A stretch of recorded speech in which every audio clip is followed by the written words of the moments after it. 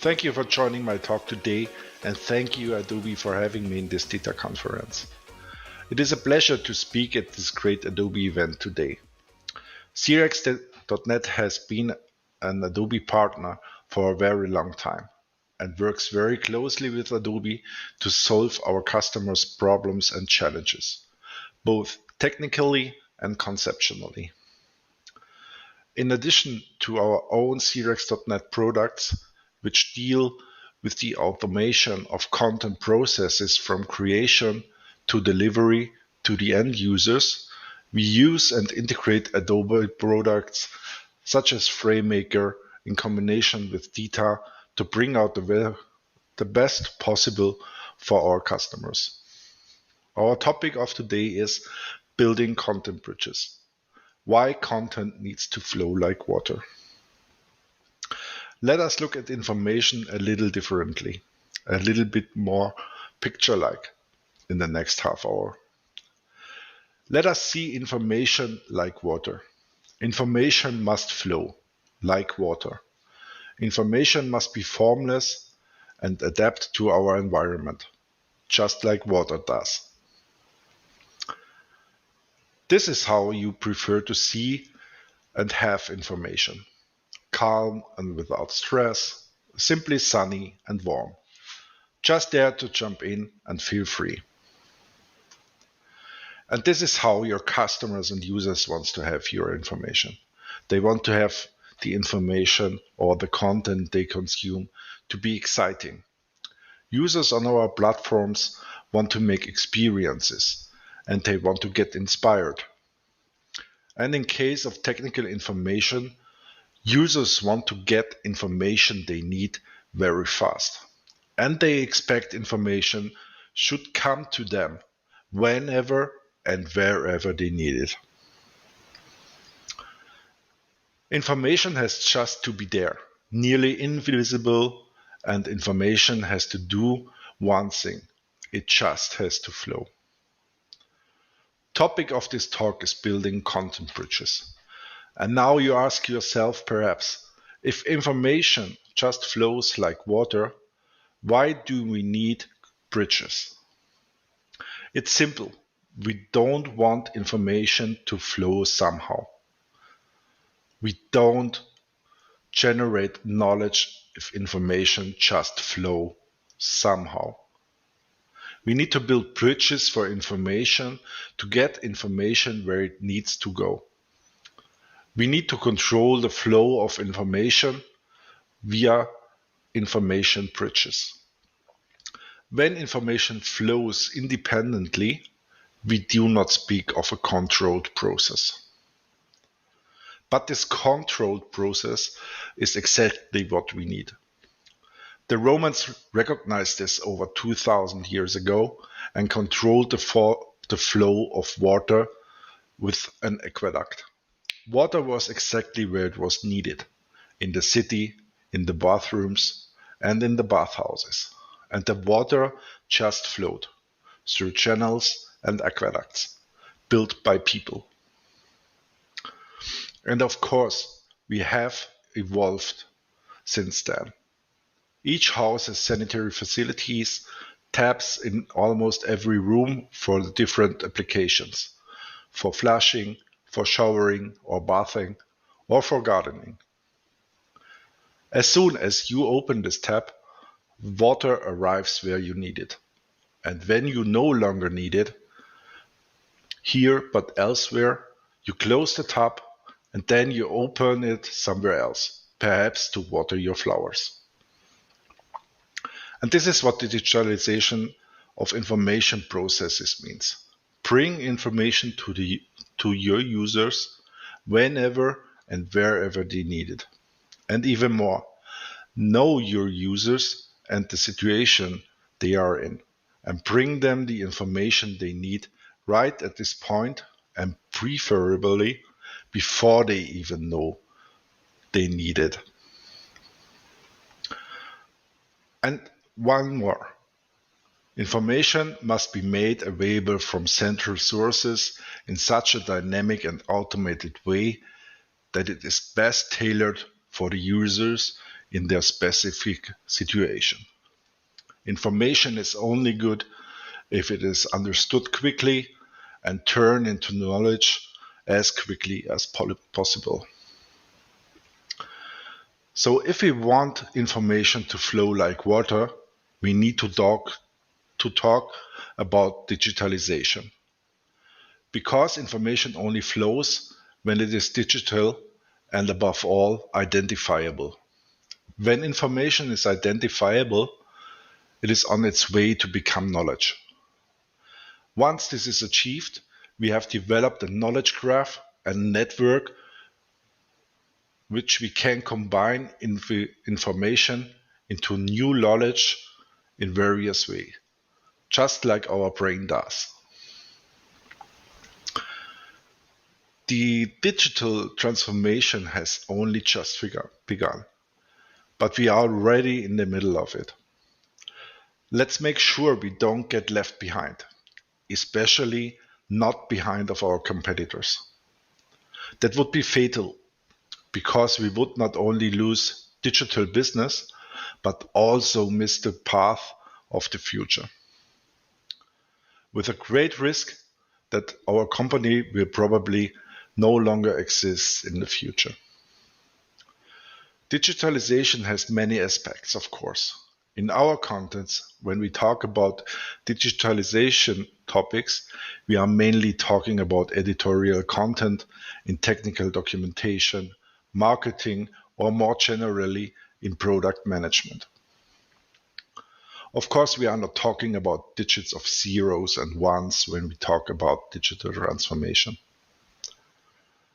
No one writes his content on a typewriter anymore. Or do you? Be honest. No, you don't. Hopefully. It's about digitalizing processes. And ultimately, that means we need to look at automating content processes. In very simple terms, how does our information in the company and about the products get to our customers and users? How does this content flow in an automated way to whoever is interested?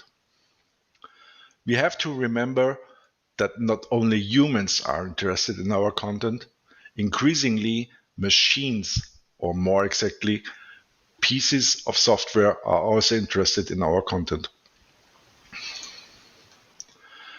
They want to get the content they need in certain situations. No more, no less. And of course, nobody wants to search for information anymore. Rather, we expect to get the information automatically, whenever or better before it's needed. And that not only means that our information must be machine readable, more than that, it means that information must be discoverable and identifiable. And even more than that, it means that information must be provided in the format in which our users need it. But if our users are also machine, what do they need? They need more than a stupid 1000-page PDF. They somehow also need more than a modularized HTML5 files. Maybe they even need a completely different format, a format over which we can control our machines with the help of the documentation.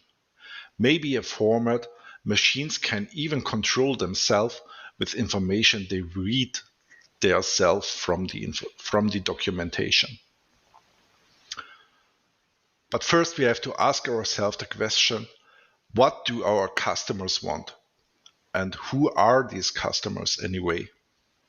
Today you say our customers are satisfied. And then they suddenly run away because they discovered something else, something better somewhere. If someone comes along with a better digital offer, the customer who was just satisfied is gone. Customers, especially younger ones, become dissatisfied if they notice break in the flow of information.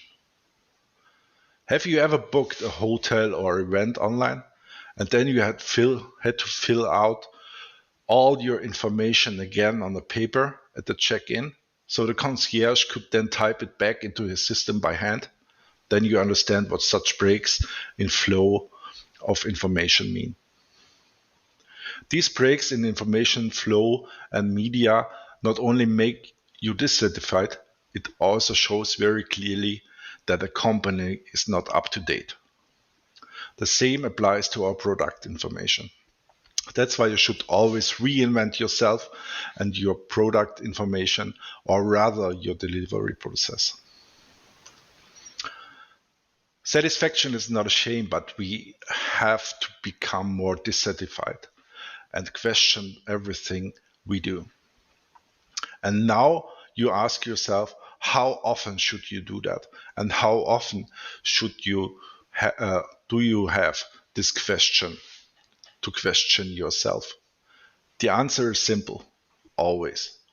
We have to ask ourselves again and again, is what we are doing today still okay tomorrow?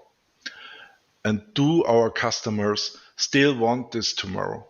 Or do they not expect something different? Especially in the user experience and the customer journey within our digital company, our digital twin of the company. Dissatisfaction must become our permanent companion in our business strategies, but also in our content strategies. And at least now you ask yourself, if we have to reinvent our information again and again, how is that supposed to work? We have so much content, we cannot keep reinventing and revising it, right? That's why we have to talk about automation and establish 2 operating systems in our company from now on. In the next few years, we have 2 major tasks. Preserving old structure where it makes sense, destroying old structures and rebuild them where necessary. So in the future, we will need 2 ways of looking at things, and therefore we need to establish 2 operating systems. The first operating system is focused on the inside. Here we must focus on our data and our internal business processes. The second operating system is directed to the outside. An outside that becomes more and more dynamic and challenges us more and more. We have to be able to react quickly to these dynamic developments. Of course, it is ideal if we would not only react, but also act and are in the forefront, taking on the role of a first mover or a fast follower. The first operating system is internal, focused on our data and our internal business processes. In terms of technical documentation, there are the processes of content creation and management, quality assurance, translation, and content publishing. Essentially, it's about stability and process reliability. And holism and sustainability must be a key part of our content strategy. We can't keep adapting content just because the outside changes. The holistic and sustainable view in this context means that we look at tomorrow when we attack something today. But as a consequence, this also means that we have to think more abstractly when we create our content and provide it with metadata. How do we need to create our content if we get a new requirement that we don't know at all? If we look at our company from the inside, we realize that we have to take care of 2 types of silos. On the one hand, tools and systems, the technological side. Content is managed in these silos and often do not have the necessary openness to share this information with other systems. On the other hand, the organizational structures, which are very rigid, and often not able to collaborate with other entities. On the technological side, we often have the problem that information is stored redundantly in different systems. We have to make sure that we maintain the content where it belongs and establish the single point of truth. The single point of truth, the only one? Take a look at your business, and many truths are there today, right? Only one? Hopefully there is only one, but I'm pretty sure there are several truths. Removing redundancies leads us to this one truth. Why are we maintaining our technical data in our PIM system and in our CCMS? This is because we have different domains. These different domains leads to different systems, PIM and CCMS. We need one truth in one of these systems, and we need to connect these domains, these systems, to get access to the truth wherever we need it. It is important that the truth is created only once where it really belongs, and that an automatic data exchange is made possible via programmatic interfaces, so-called APIs. Besides systems, even organization often fights for themselves. What I'm increasingly seeing is that super cool Industry 4.0 use cases are implemented in various forms in the service sector, for example. For these use cases, technical documentation is essential. Development in this area notices that documentation is important. Cool, you realize at first glance, someone from outside has broken through the wall to documentation. And then you go deeper into detail and you find 1,000 pages PDF. 1,000 pages PDF containing 6 languages and more. The PDF has been pulled somewhere from your document management system. Nobody consulted technical documentation department. No writer really knows what happens there. Nobody has a look to the outside. And no one cares about users. If they had communicated, they would have found a sustainable and holistic approach that brings real added value for customers. Of course, we need these silos to continue to operate effectively and efficiently. High data quality and low error tolerance help us to offer cost-effective products. Costs will continue to play an important role in the future, of course. Therefore, the focus inside must clearly be on stability. So we don't need to tear down our silos, but we need to break them open. We need to build bridges, knock down walls, and put in doors, so that departments and systems can communicate with each other. To keep your content stable, we need to think about it differently. We must no longer think in terms of table of contents. We have to modularize our content and work topic-oriented, taking care of identifiable of information. We need to fully automate everything that doesn't affect the creation process. The translation process is a candidate for this. Why do we still have to translate our content manually and do not do machine translation? When we automate translation is only one more output channel, as well as publishing a PDF. Take a moment and think about that. If our source content is perfect, why do we think that things which can be automated must be perfect as well? Good enough is more than often just good enough. Moving to automation frees up resources, labor, and money. Put these free resources in further optimizations of digital processing. Take a further moment and think about this too. We keep hearing terms like user experience, design, or customer journey in our second operating system. So we are aligning ourselves with the outside. And outside, this is becoming more and more dynamic and challenging us more and more. We have to be able to react quickly to this dynamic outside. It's simply a matter of delighting our customers and users, in other words, the market. This requires flexibility on the one hand, but above all, a culture of error that allows us to fail. A culture of error that makes many startups so successful today. Today we have contact with our customers in various ways, in person and increasingly digitally via our web portals or on our social media. Do you notice anything? Right, web portals, plural. Have you ever tried to find information about your device on this website of one of your suppliers? A piece of information that you need very urgently?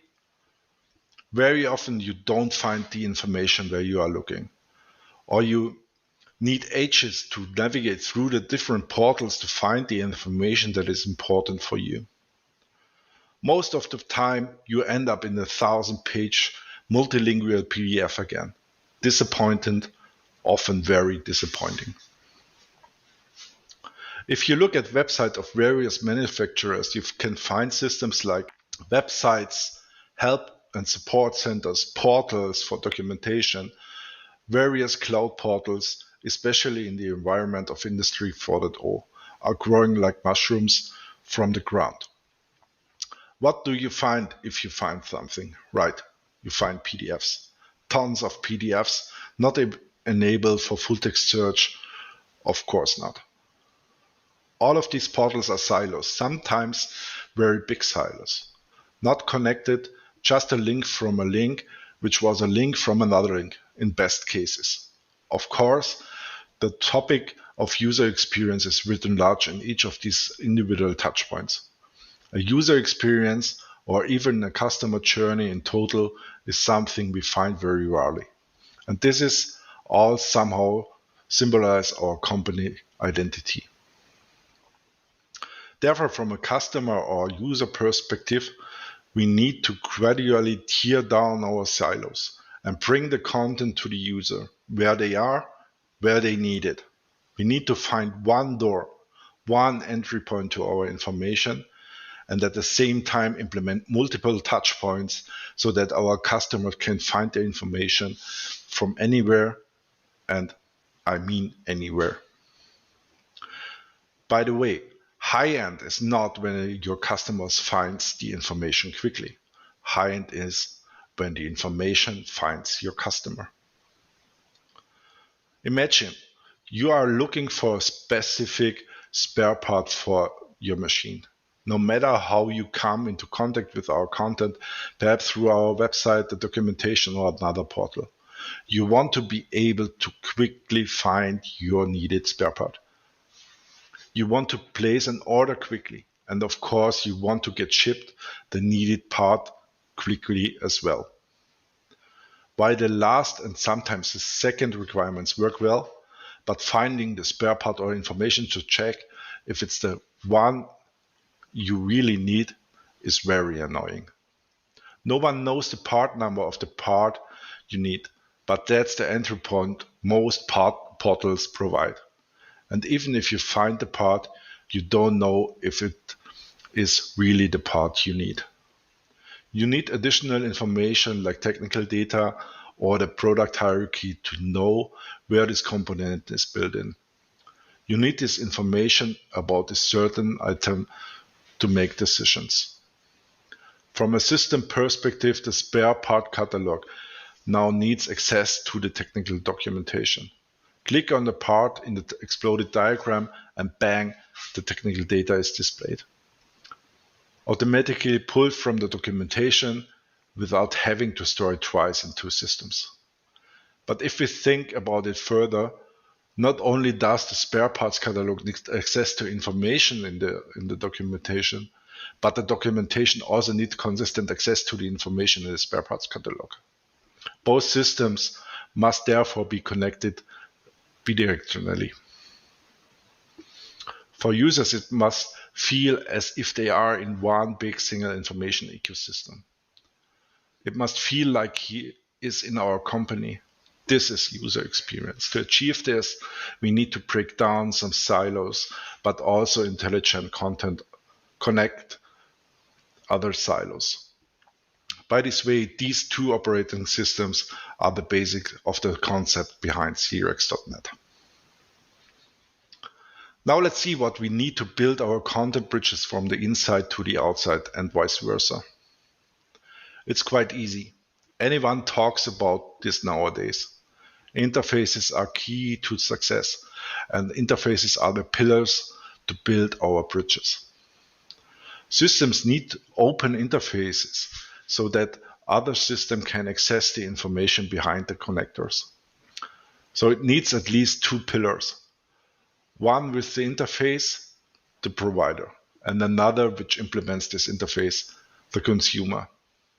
If you are using a system for accounting, you need an interface with your tax advisors.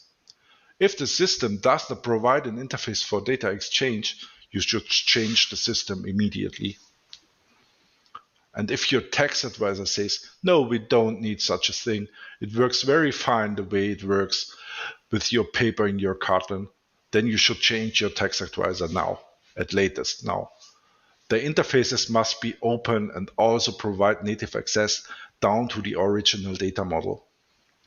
Only in this way is the information completely flexible and not dependent on use cases. If you need to select a new tool, put open interfaces as a basic requirement to your requirements list and check if it is open and flexible enough for your future needs. The Celts were already thinking ahead 4,000 years ago and carved our architecture for the digital age in stone. We need to build our pillars and bridges as the Celt did in Stonehenge to access all the available information, just to be able to build new things. In the beginning, all the pillars were connected. Today, that is no longer the case. Why? Because no one has continued to maintain and develop this building. So it is important that our operating system interfaces, data, and processes are subject to a continuous improvement process. This also means to establish a person in the company who is responsible for digitalization. Once the pillars are connected, you are following a clear corporate strategy and stable bridges can be built and maintained. Don't be afraid to tear down individual bridges in the futures and build new ones. Our world continues to turn from second to second, and we have to be prepared for this. There is nothing wrong with failing, with admitting mistakes, but it's wrong not to learn from the past. Let's take new paths and build new bridges, and let's get connected. Thanks for your attention, and thank you, Adobe, for having me in this great conference. Let this session close with some words of my childhood hero, Bruce Lee. This is what it is, okay? I said, empty your mind. Be formless, shapeless, like water. Now you put water into a cup, it becomes the cup. You put water into a bottle, it becomes the bottle. You put it in a teapot, it becomes the teapot. Now water can flow or it can crash. Be water, my friend. If you want to see how we at CRX.net walk the talk, join my session tomorrow noon about Open API documentation, where I show you how content flows like water in practice. And now I'm looking forward to your questions and further discussions in the chat room.